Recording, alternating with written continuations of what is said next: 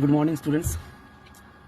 Already 2026-এর একটা নতুন পর্যায়ে চলে এলাম।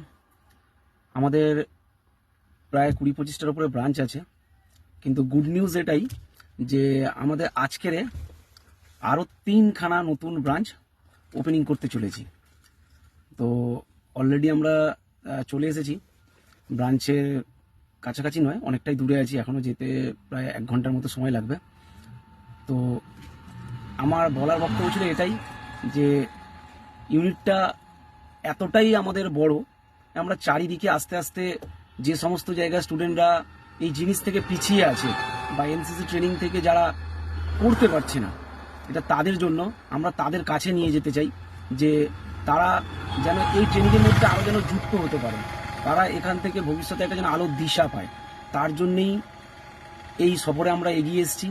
আরও একটা বিষয় হলো 3টে নতুন ব্রাঞ্চ তো ওপেনিং হচ্ছে, কতটা স্টুডেন্ট হবে এই মুহূর্তে আমি বলতে পারবো না, তবে আশা করি আগের দিন যা প্রোগ্রাম দেওয়া হয়েছে আমাদের অনেকটাই ইমপ্রুভ এসছে। সেই জায়গায় তোমাদেরকে শুধু আজকে দেখাবো যে আমাদের কতটা স্টুডেন্ট আরও আজকের ইমপ্রেস হয় বা আরও স্টুডেন্টরা আমাদের ট্রেনিংয়ের সাথে যুক্ত হচ্ছে, সেটাই তোমাদেরকে আজকে দেখাবো।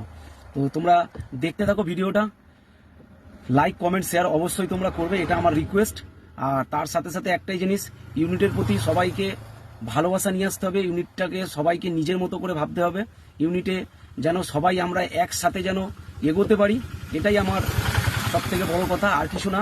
তো তোমরা দেখতে থাকো। ওকে, চলো গাড়ি স্টার্ট করি, দেখা যাক। দেখতে দেখতে একটা গ্রামের রাস্তা, এটা সুন্দরবনের মধ্যেই। তো অলরেডি আমি এগিয়ে যাচ্ছি আমার গন্তব্যস্থলে, তোমরা শুধু দেখতে থাকো। তবে এখন 4 চাকা আছে, এরপরে কিন্তু 4 চাকা থাকবে না, কারণ গাড়িটা আমি একটা জায়গায় পার্কিং করবো বা রেখে দেবো। সেখান থেকে আমার পুরো টিম আছে, সেই টিম অলরেডি আমার জন্য ওয়েট করছে বাইক নিয়ে। সেখান থেকে বাইকে করে আমরা 6 জন আজকের স্কুল প্রোগ্রামে বেরোবো।